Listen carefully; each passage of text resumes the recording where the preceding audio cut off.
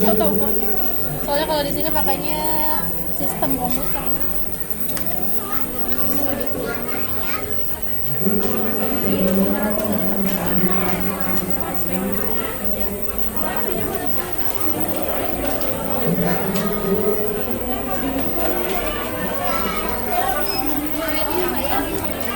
Oke, Mbak mau nanya kan kalau di sini kita jual emas, dia ikut harga ya. Kalau harga naik otomatis Ikut naik. ikut naik Iya. kan?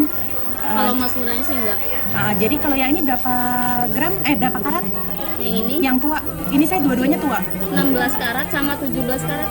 Oke, nah udah gitu kan kalau ini kan batu ya. Nah kalau ada yang hilang batunya kayak gini dia maksudnya kayak efek nggak? Kalau batu yang putih kayak gini yang nggak berwarna itu 5.000 aja. Kalau yang berwarna 10.000 satu mata. Oke, 10.000 maknanya kurang lebih hanya 3 ringgit ya guys. Jadi kedai emas dia tetap nggak terima. Udah gitu kalau di sini di Indonesia kita kalau mau jual harus ada ini kan ya? Harus ada suratnya. Kalau nggak ada surat ya nggak mau terima ya? Enggak. Oh. Kecuali punya member nanti bisa di-reprint di sini. Oke, Iya. tapi memang rata-rata kedai emas kita harus ada suratnya kan? Harus ada suratnya. Makasih. Iya. Oke Mbak mau nanya, terus kalau di Indonesia kalau emas putih kalau kita jual dia tetap ada harga atau enggak? Tetap ada harga, malah tinggian emas putih. Nah tengok ya guys, so sangat-sangat berbeza Indonesia dengan Malaysia. Oke, contoh macam nih, ini saya beli 6 bulan yang lalu. 6 bulan yang lalu per gramnya ini ya Mbak? 677. Oke, per gramnya 677 dan untuk bulan ini per gramnya 683. 683. So sebenarnya kalau dilihat dari sini aja saya udah dapat untung, tapi memang keadaan saya menjual ini pun memang udah dapat untung. Oke, masa awal saya beli 1.794. So sekarang saya jual saya dapat 1.811.000. Oke, so yang bawah pun macam tuh. So memang kedua-dua nih semua dapat untung. So saya nak tukar sekarang dengan emas putih ya guys. So nanti korang boleh tengok.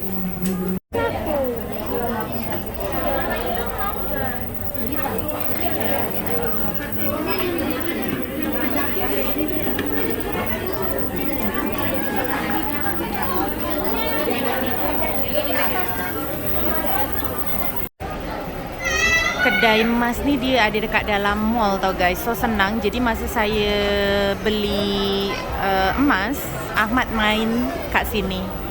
Nampak? Hai Ahmad. Jadi budak-budak tak boring lah nak tunggu. Korang nampak tak? Nak New Year's ramai orang pergi kedai emas. Okay, saya dah tukar. So sekejap lagi saya nak tunggu korang. Saya tukar yang apa? Tak jadilah guys. Saya nak tukar yang apa namanya? Nak tukar yang emas putih sebab desain dia terlampau banyak batu-batu kecil. Lepas tu saya ni jenis lasak, hari-hari saya masak dekat dapur, so saya takut batu yang kecil-kecil tu jadi macam tak cantik kan. Nanti termasuk bumbu-bumbu atau apa namanya, kalau saya buat roti ke apa kan, termasuk dough macam tu.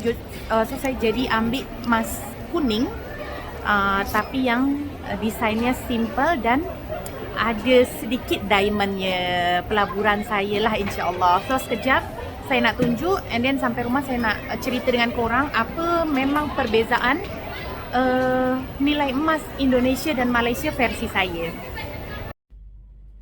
Okay guys, so macam itulah korang dah tengok sendiri macam mana saya bertanya-tanya kepada akak yang jaga kedai emas.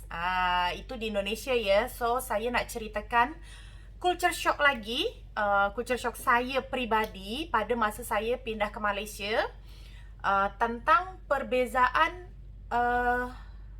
nilai atau perbezaan emas, barang kemas di Indonesia dan Malaysia. Okey, saya cerita tentang saya dulu ya. Pada masa dulu, daripada saya mula kerja, saya memang jenis yang suka menggunakan barang kemas. Okey, so saya bila ada uang sikit saya akan melabur kepada barang kemas, tak banyak. Contoh macam gold bar saya akan beli macam segram-segram macam itulah.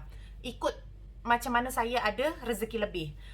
So untuk barang kemas yang saya gunakan pun saya lebih suka menggunakan cincin. Jadi kalau korang perasan cincin saya akan selalu bertukar-tukar. Jadi bila kat Indonesia kan memang saya dah suka. So bila saya pindah dekat Malaysia, saya pun beli jugalah barang kemas kan, cincin ke, gelang ke, rantai ke.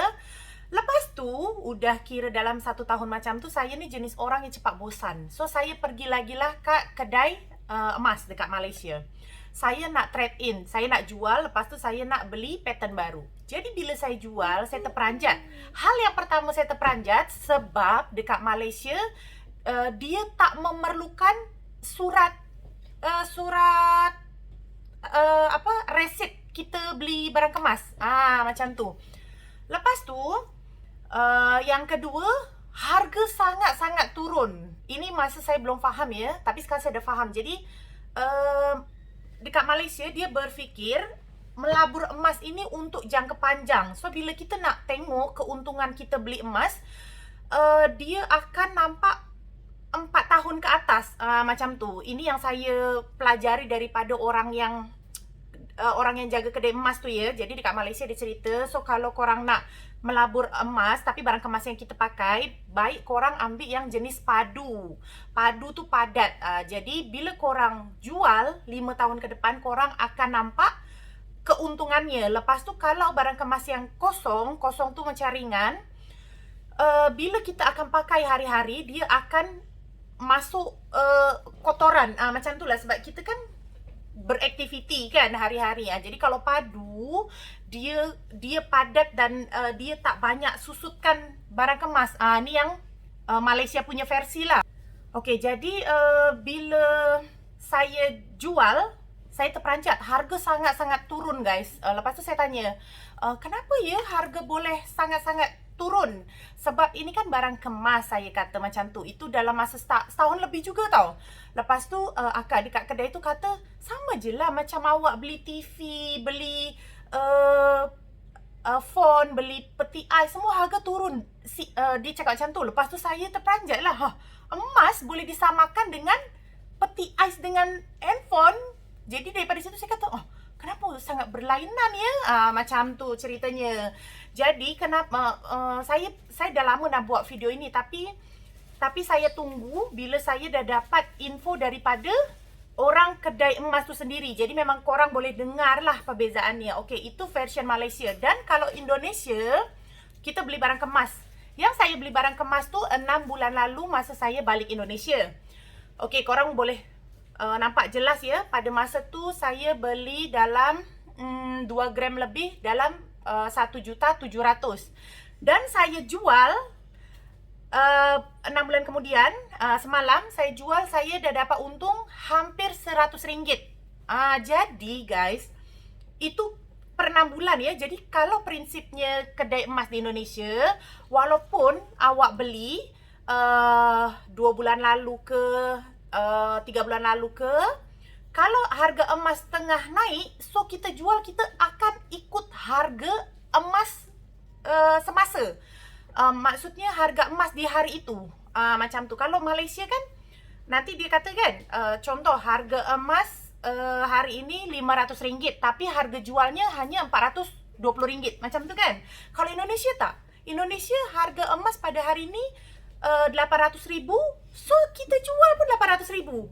Macam tu. Itu yang sangat-sangat ketara perbezaannya. Yang kedua, kalau dekat Malaysia kita beli emas yang ada batu kan, yang ada batu macam ni. Bila kita jual tak, harga sangat-sangat turun kan. Contoh kita beli 1,000, maybe kita jual hanya dibeli dalam RM200. Indonesia tak. Korang tengok juga cincin yang saya jual, dia berbatu, kecuali batunya bukan diamond ya. Kita cakap batu-batu hiasan biasa. So yang saya beli cincin tu full batu. Satu batu ada yang hilang. Dia hanya bagi harga satu batu yang warna putih RM5,000 dan batu yang berwarna RM10,000. RM10,000 lebih kurang dalam RM3 sahaja. Macam tu. Jadi yang saya jual cincin yang banyak batu biru dan putih, saya ada satu batu yang warna biru hilang. So saya hanya kena potongan harga RM10,000 sahaja atau RM3 macam tu. So dia tetap akan timbang dan dia tak timbang copot batu sebab pada masa dia jual, cincin tu sudah ada batu yang melekat. Macam tu guys. So yang saya punya yang hari itu saya jual 2 cincin kan, 2 cincin 2 gram. So saya tukar dengan satu cincin ini. Satu cincin ini beratnya dalam 4 gram lebih. Macam ni kan, ada batunya kan. Macam tu. Jadi itulah yang buat saya sangat-sangat culture shock untuk perbezaan harga emas. Sebab memang saya main dekat barang kemas. Lepas tu satu lagi guys, emas putih, ya. Emas putih dekat Indonesia pun dekat Malaysia tak ada harga kan. Sebab saya pernah masa dulu saya pakainya emas putih. Sebab Indonesia ramai yang memakai emas putih. Jadi sebenarnya kalau kita pakai emas putih, orang yang tengok kita tak adalah macam kita bergelimpangan barang emas. Sebab tengok pun macam silver, macam mainan kan. Jadi sebenarnya saya dan family saya dekat Indonesia, kita suka menggunakan emas putih. Tapi bila saya pindah ke Malaysia, saya nak melebur barang kemas di Malaysia. So saya kena ikutlah apa yang orang-orang Malaysia pakai. Jadi semenjak di Malaysia saya memakai emas yang kuning macam ni. Lepas tu pada awal saya duduk Malaysia, saya pernah beli rantai emas putih. Saya beli RM2000. 2 tahun kemudian saya nak jual, kedai emas tu hanya nak beli RM250 daripada harga RM2000. Korang bayangkan. Dari situ saya kata, ya Allah, tak boleh ni, kata kan. Jadi dekat video pertama pun korang dah tengok, saya tanya juga dengan yang akak kedai emas Indonesia kan. Memang Indonesia tak ada masalah guys. Emas putih harganya lagi mahal daripada emas kuning. Contoh per hari ini, emas kuning dekat Indonesia ya, 781,000 dan emas putihnya akan lagi mahal. Emas putihnya maybe dalam 800,000 macam tu. Okay, jadi sebenarnya adalah sedikit pemikiran saya, kalau jenis yang macam saya yang cepat bosan, suka tukar-tukar barang kemas, sebenarnya agak rugi kalau kita tukar beli emas di Malaysia. Sebab kita harus tunggu 5 tahun ke atas macam tu. Jadi korang yang tengok vlog saya macam mana? Apa komentar korang?